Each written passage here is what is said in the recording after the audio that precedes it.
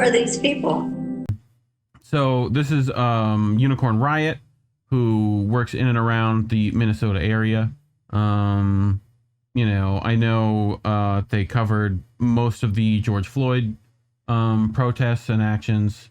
You know, pretty I mean, you couldn't get closer coverage from them, and they tend to do a pretty decent job of putting cameras in the right places. But they also have some writers that contribute. This one by Sam Richards. Despite widespread mistrust, Minneapolis PD to fly surveillance drones. Right, so warrantless surveillance takes flight over 2,200 police drones flights in 2021 statewide, only 5 in which warrants were sought ahead of time. So, a lot of not warranted surveillance. So, Minneapolis, Minnesota, the Minneapolis... Federal government does this. The Yes. federal government does this. They have drones all around the country, all around the world. Actually. Satellites. You're being watched almost all the time. Mm-hmm. So, the Minneapolis Police Department has decided to use drones, explained a representative from the department at a public health and safety committee hearing on August 10th. The decision was sprung on Minneapolitans and the representatives at city council without notice nor many options to object. The proposed policy that could govern the use of drones by Minneapolis police is porous, according to Munaira Mohammed of the American Civil Liberties Union of Minnesota. Mohammed explained to Unicorn Riot there are many loopholes and exceptions to the policy, that it gives police all the discretion. Right. Like, you Like cannot... they needed any more of that. Yeah, you cannot fly drones. Like, a regular person can't fly drones in certain places in certain states, like, depending on the circumstance. And depending on the weight of the drone, and you have to get the FAA's approval. Right. You know. So, like, the fact that police, once again, you know, can circumvent all of that, you know, yeah, not surprising. Yeah. So,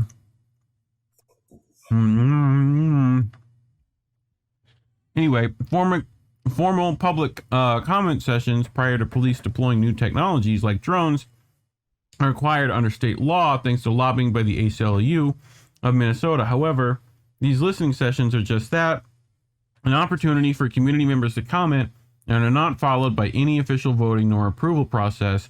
The Minneapolis City Council, therefore, will not be voting whether or not to permit the police department to use drones. That's clearly already been decided.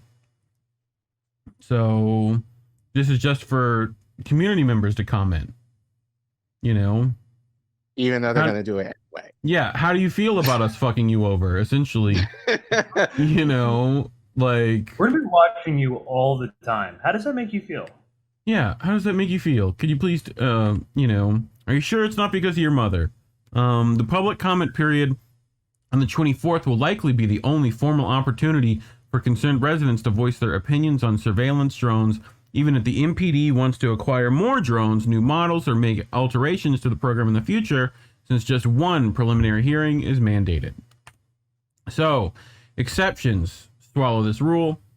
While the proposal includes provisions banning facial recognition, for example, the current policy is quite weak and leaves the door open for police to have virtually free reign to use drones however they please. This dynamic is largely due to state regulations, which have been decried by activists as having far too many exceptions to warrant requirements. Chris Weidland of the group Safety Not Surveillance, there's another one of those organizations, explained that exceptions swallow the rule, meaning that police in Minnesota are required to apply for warrants when seeking to fly drones unless that flight falls under one of 9 categories listed below. Let's see what those categories are, shall we, class? Reason 1. During or in the aftermath of emergency situations that involves the risk or death or bodily harm to a person, over a public event where there is a heightened risk to the safety of participants or bystanders, to counter the risk of a terrorist attack by a specific individual or organization, and the agency determines that credible intelligence indicates a risk. Okay? to prevent the loss of life and property in natural or man-made disasters and to facilitate operational planning, rescue, and recovery operations in the aftermath of these disasters, to conduct a threat assessment in anticipation of a specific event, to collect information from a public area if there is reasonable suspicion of criminal activity, to collect information for crash reconstruction purposes after serious or deadly collision occurring on a public road, over a public area for officer training or public relations purposes, for purposes unrelated to law enforcement in the request of a government entity, provided that the government entity makes the request in writing to the law enforcement agency and specifics the reason for the request and proposed period of use. This one, the over a public area for office training or public relations purposes, I would like to deem you gotta learn something today rule. Because you could be training an officer anywhere, you know? Like, oh, it's officer training. You know, like, we're going to be watching you at all times, but we came up with a list of 10 commandments that we're going to be following sometimes. 9 commandments, not even as many rules as like they couldn't even get they can't even get 10 commandments. They only got 9. Yeah. So, you know, make sure you take the appropriate, you know, like you use the same things back at them when you're filming police, which you should definitely be doing. Whenever possible. They're like pushing to be illegal, like so they can watch us at all times, but we can't film them because it's like a safety issue, quote unquote. Yes, sure, whatever that means. So the data corroborates Weiland's assertion. According to the BCA, in 2021, Minnesota's law enforcement agencies reported a total of 2,265 UAV uses without a warrant. That is up to 93.4% from the 1,171 reported in 2020. The SCAO report covering the same time frame reveals 4 UAV warrants were granted and 1 UAV warrant was denied.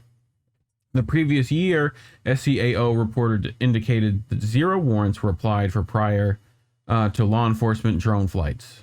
So you just do whatever they want. Yeah, before then. Yeah. Right.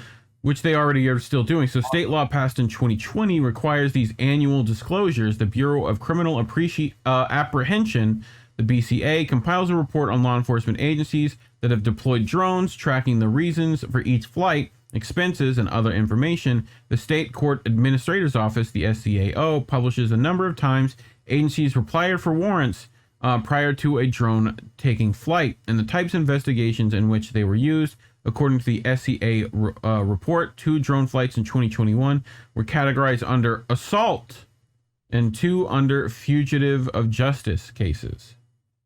So, yeah. The proposed policy set forth by MPD mirrors these weak statewide regulations. Of particular concern to activists is the provision that explains that MPD shall not fly drones above protests or public events unless there's a heightened risk to the safety of participants or bystanders.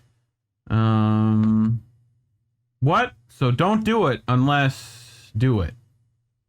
Unless you decide it's unsafe. Literally any type of mass organization, like not even organization, but like any sort of like mass formation of people is that's literally it. Like it could be a concert. It could be a fucking Yep. It could be a fucking book study. It's any group of people, basically. Yep.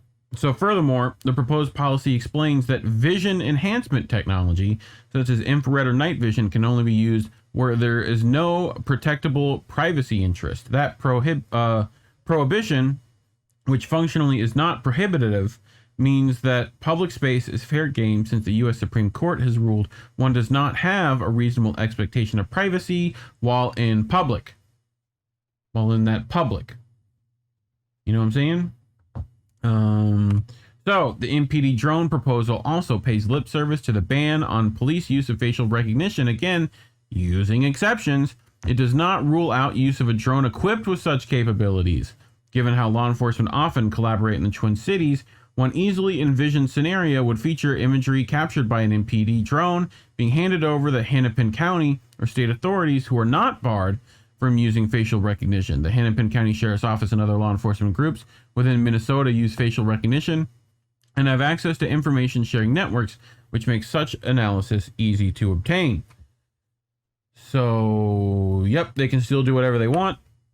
So this is a agency uses without search warrants in Minnesota, well over 2,200 operations in 2021. So this is just a bit of that information. Here's a bit of the program costs. In 2021, the Minnesota Law Enforcement Agency spent a total of $380,740.96 on UAV agency programs. That is down 58.7% from the $922,000 total in 2020. Information on individual agency costs are provided later in this report. So, ultimately, it's been decided that the MPD will use drones. The so-called Strong Mayor referendum was campaigned for by Mayor Jacob Frey and his proponents in order to rein in the MPD. Voters were told the governmental restructuring it would bring was needed in order to take on the police federation and implement reforms that large swaths of the electorate demanded. Looks like they wanted to bring the ruckus. Sounds like. No ruckus was brought, although the way this drone rollout is being handled provides Frey's opponents with an easy argument that those lofty campaign promises will not actually be delivered. It furthermore has not instilled confidence that the police department is willing to moderate practices and listen to direction from the community at large, and created a scramble amongst activists and their representatives in city council who are still trying to get answers to basic questions. The mayor and the MPD have yet to explain basics such as the make and model of the drones being considered, where the funding is coming from, and related questions. Councilmember Robin Wansley attempted to probe the MPD during the hearing on August 10th. Wansley inquired as to who exactly was behind this push to add drones to the MPD's inventory. The department's representative obfuscated, saying only, "Ultimately, it's been decided that we'll use drones." When asked about this interaction, Wansley said, "It was puzzling to say we want a public hearing for something that's already been decided. Mayor Frey has complete oversight authority over MPD and their implementation of policies, and we should name who is authorizing these decisions." Thoughts so far? Anything? Guys, hello? I mean, Oh, you're thinking. no. Statement loading. Well, yeah, I think it's. See, I'm wondering what's the demographics, and I could probably guess. Mm-hmm. You know, with this community, my guess is a probably of color, more specifically Black, that this is happening to. Because I believe that if this was in the worst, if this was in a more affluent or even white neighborhood, this would not be happening. Yeah, well, we're gonna shoot Joe drones down with our shotguns. Right. So I think it's just the idea of, I think, the blatant disrespect. Yeah. You know, in terms of, again, ACAP, but I think just the idea of, like, you know, trying to bring the community in the guise of, like, oh, like, we want to hear, you know, what the community says, even though we don't give a shit of what they're going to say, we're going to do it anyway, you know. And I think, again, like, I feel like because this is probably, like, within low income communities, that they're justified, you know, in doing this. So it's just the idea of, like, again, the idea of, like, you know, like, people are calling defund the police. This is one of the reasons why, because, like, you know, like, they overstep their bounds in their power, you know, in the means of kind of control communities like this, when the discussion is, you know, how can communities take back some of that control in kind of dictating, you know, what they're looking for in terms of keeping communities and towns and cities safe. So it's just, I think, a complete disregard of, like, what people would want over the idea of just controlling, you know, the working class for their benefit, essentially. Yep. This really all, like, kind of circles together with, like, almost like every single story that we've talked about tonight, is the idea of halting mass movement, because the more and more that you militarize the police, the more you make it impossible for people to organize in the streets and actually cause some real disruption. Yeah. I mean, can you only imagine if we tried to pull a Sri Lanka in the United States?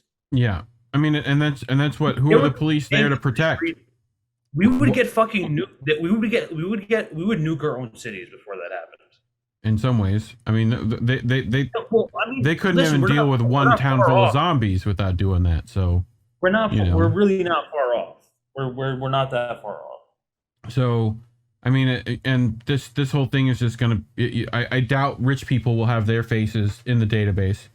You know, there'll be some pay to play situation there. But we'll continue. These are enforcers of the oppression that the U.S. government is placing on.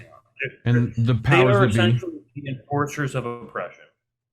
Yep. They make sure that it stays in place. The CIA is for the internal control, etc. Yeah.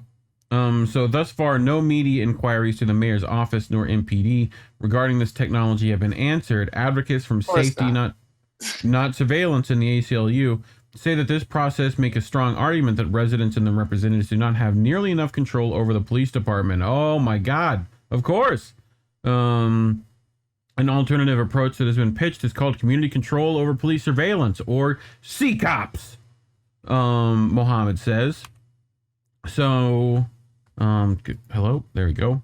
It's about good governance and true democracy. Why should MPD just get to decide to use drones? Why do they serve? And why is it that we as the public, the taxpayer, the citizen, don't have a direct say in what surveillance or military technology or local governments use? So she hopes that given the haste which with the drone proposal has been presented, a transparent oversight ordinance could be fast-tracked to approve through the council. So a CCOP-style ordinance would empower the city council to force the police to disclose plans to obtain new technology and military equipment, and then seek an up or down vote from the council prior to any such gear being fielded. CCOP's bills also typically facilitate in-depth reports and regular audits that explain how surveillance and other technologies have been used, which help to bolster the democratic process and establish trust.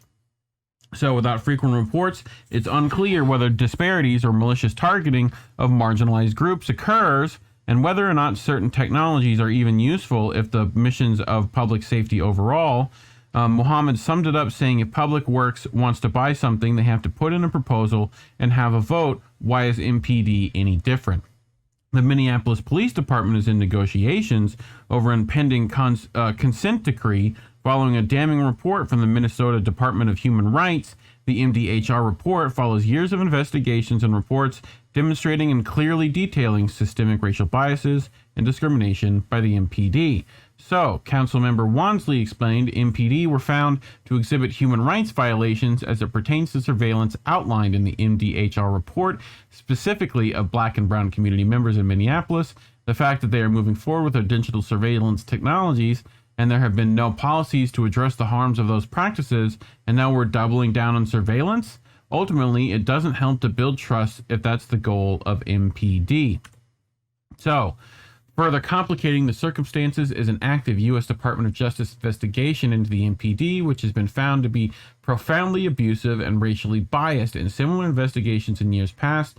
These facts contribute to resident skepticism whether new surveillance technology would be wielded in an appropriate manner with respect for civil liberties, especially toward the city's most vulnerable populations. The rushed nature of the drone rollout before the consent decree has even been finalized led to calls for pause in the process, Councilmember Wansley asked. So why are we carrying this out when we haven't even finalized the consent decree based upon the MDHR findings, which show MPD engaged in neglect, racist, misogynistic surveillance practices, which something as basic as Facebook and social media. And now we're going to put drones in their hands? Safety Not Surveillance has started petitioning against MPD drone surveillance, saying this is a public department that has shown it cannot be trusted to protect the rights of Minneapolis residents and routinely flouts local and state law. This is not the time to give them access to powerful new technology. The newly appointed Commissioner of Public Safety, Dr. Cedric Alexander, spoke to a community forum recently. about police surveillance technology in the past. He's also testified before Congress, questioning whether or not facial recognition is ready to be used widely by police across the United States, noting its tendency to misidentify women and people of color. Dr. Alexander remarks are posted below. So you can find Sam Richards on Twitter at Minneapolis Sam if you want to support the writer of this. But anyway, closing on this. ACAP. Yeah. Fuck 12. I agree. Coming straight from the underground, Greg. I feel you. You know. But yeah, I mean, this is just, you know, like what? Like no one would want this. If you go to your like redneck uncle who hates everything but has that thin blue line, he'd be like, "No, fuck those drones." You know, even he would be like, "Nope." You know. Anyway, imagine if your mom like moved into your apartment and then she was like, "Okay, I'm here forever now, and you can't leave." Imagine just imagine that scenario. That's basically the same thing. It's happening. Yeah. So.